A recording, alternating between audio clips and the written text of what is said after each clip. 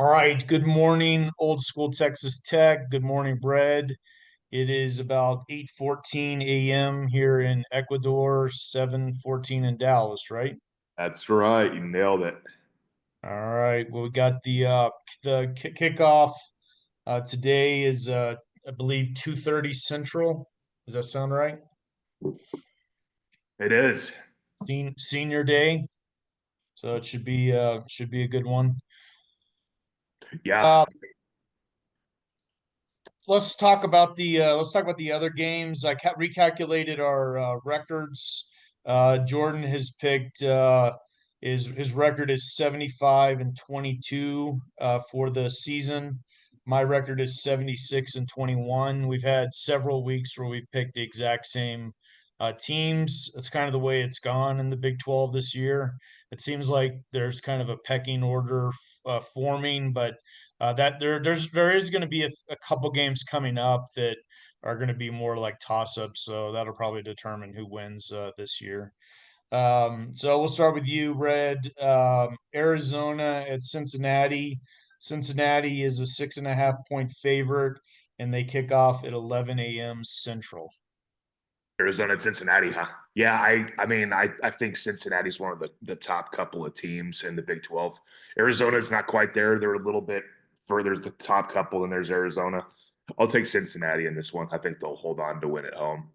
I'm actually going to watch this game because there are possible we don't want to get ahead of ourselves, but possible Big 12 title match if we make it. Yeah. Yeah. And so I haven't seen him play a full game. Also, there is some talk about the quarterback with maybe possibly having a future with Tech with the NIL world, but who knows how all that stuff's gonna play out. The Yeah. next the next one is Kansas State at Oklahoma State. K-State is a 19.5 point favorite, and that game kicks off at 11 a.m. Central. Kansas State or Oklahoma State.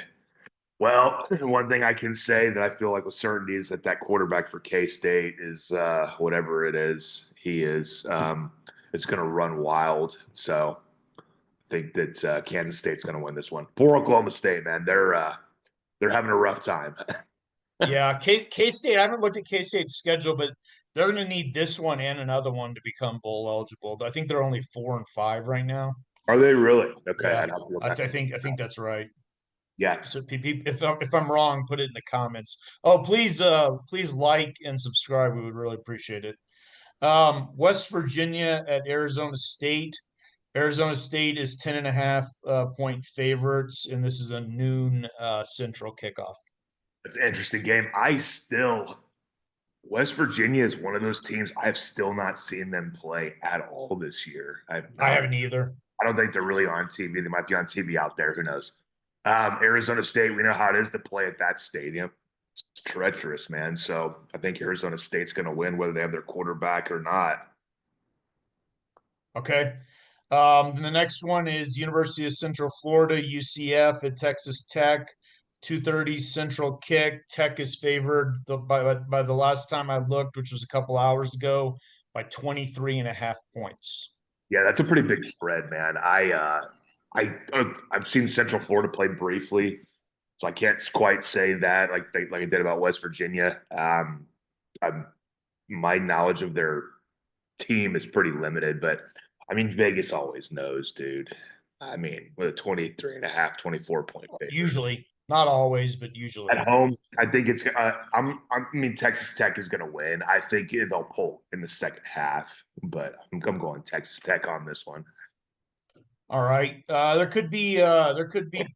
all sorts of crazy stuff going on at Baylor. I watched another podcast where talks about how Mac Rhodes has stepped down temporarily, like a personal leave of absence, and I know Dave Aranda's kind of on the hot seat at least, I think. And so Utah comes into Baylor into Waco, 9.5 point favorites. It's a 7 p.m. kickoff Central tonight.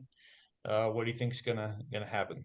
I think Utah's going to roll in that game. I think that they're pissed off and on a mission. And so the Baylor AD, it's a temporary thing. I thought he just quit altogether. So it's like, hey, I'm He stepping quit the down. CFP. He quit. He's off the. He was the chairman of the college football playoff, just like Kirby Hocutt was a while back. Oh But yeah, uh, but there's been a few scandals. I heard a little bit of it. I don't really understand all of it. And then apparently there's some news scandal that's like that one somebody said it was like possibly that he violated the code of conduct for Baylor or something like that. So I don't know what all's going on. So anyway, but there's Baylor and scandals goes together like me and a cup of coffee. yeah, It's yeah. a daily occurrence. Yeah. I'm sort of indifferent with Baylor. I don't love him. I don't hate him. So, I always thought that Mac Rhodes was pretty sharp when he was interviewed.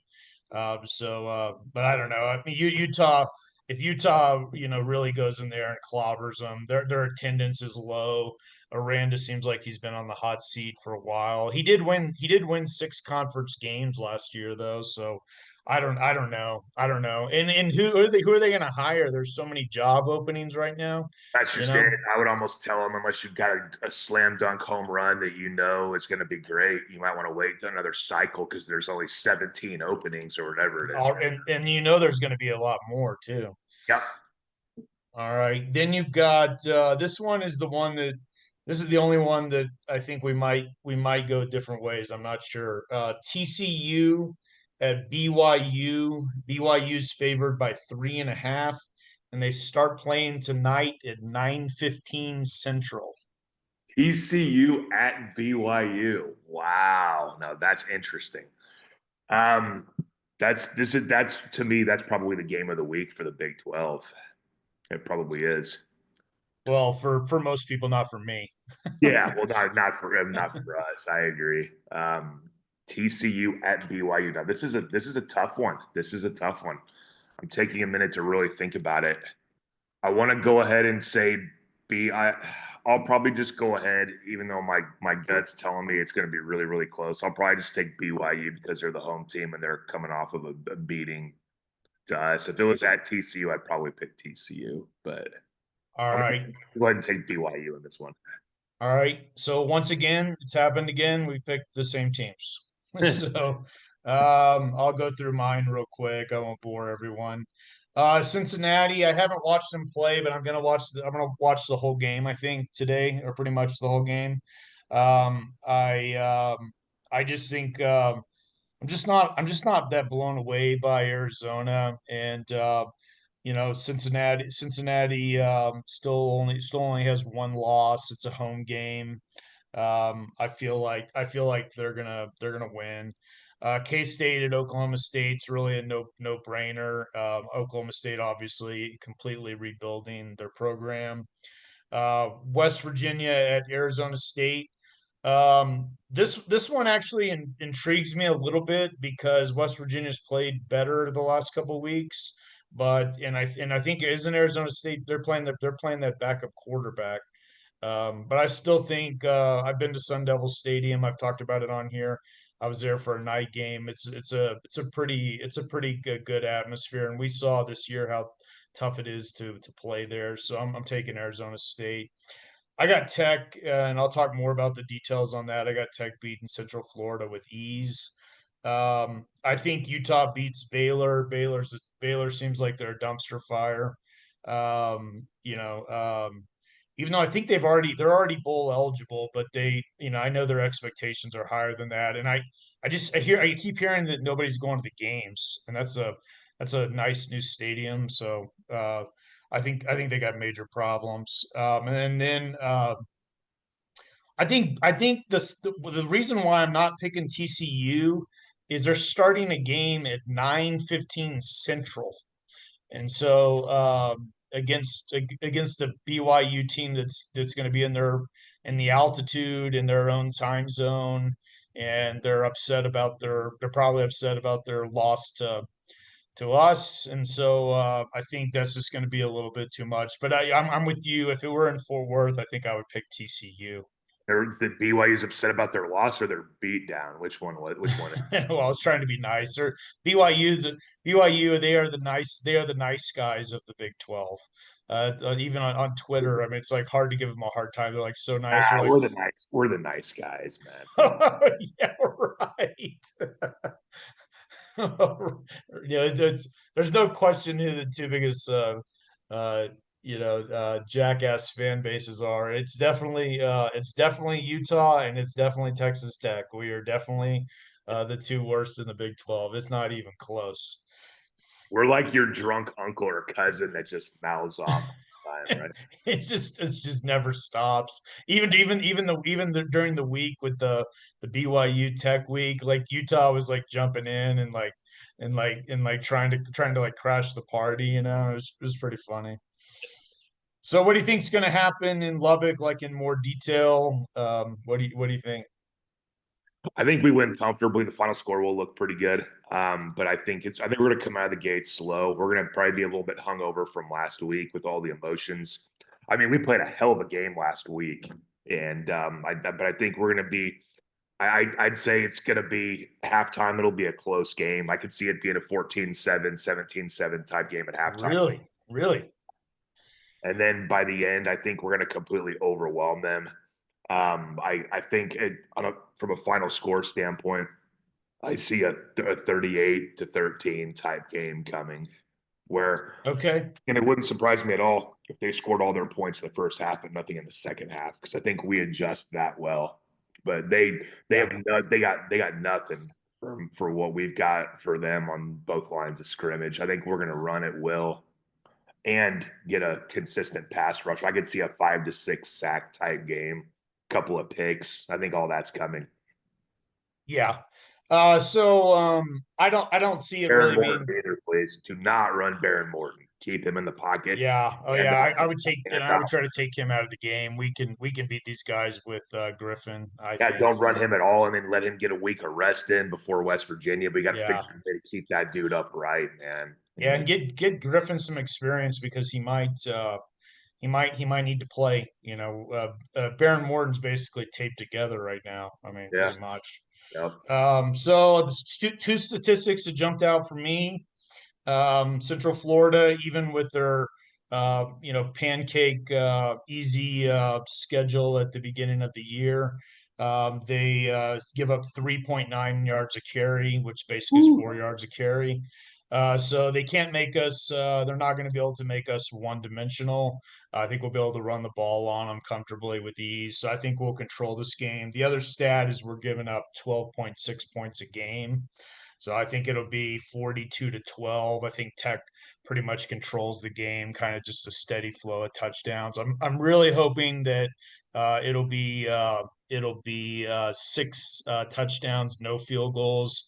We don't need. I want to. I hope that this is like the game where we kind of get over our red zone problems a little bit.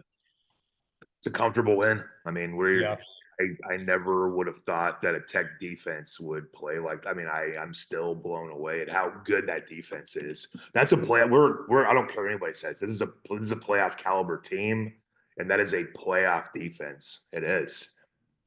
Yeah, I was actually watching I was watching another podcast early this morning, and they were going through like the grading of the players for the season. Like I believe it goes through 1 through 100, and Tech has three out of the top four graded defensive players in the country. Wow. It's a guy from Miami's number one.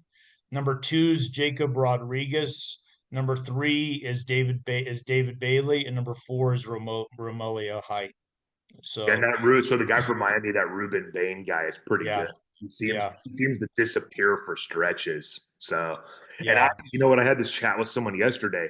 Who do I think is the best player on Tech's team and or on defense? I'm like, man, I can make a case for Jacob Rodriguez and David Bailey. It's really I actually think Height is something about he's explosive, man. I think he's in the conversation too. yeah. And then if Skylar Gill Howard hadn't gotten hurt, Lee Hunter's a beast. We've got a lot of we got a, and the yeah we got a lot of talent back there, man. We got a lot of talent. And I'm going to enjoy watching us win our 10th game, which we have not done since 2008. I I may know. be getting ahead of myself, but I don't think I am. I think we're gonna win handily. But I man, do too. 10-1.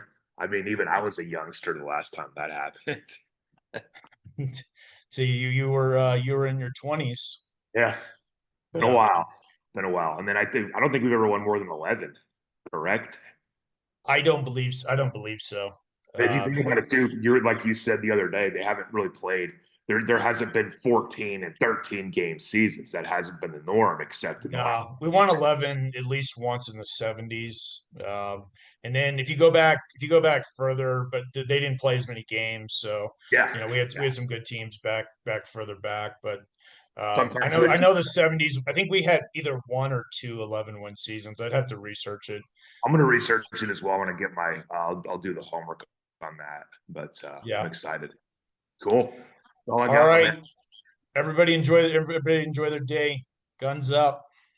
Hell yeah.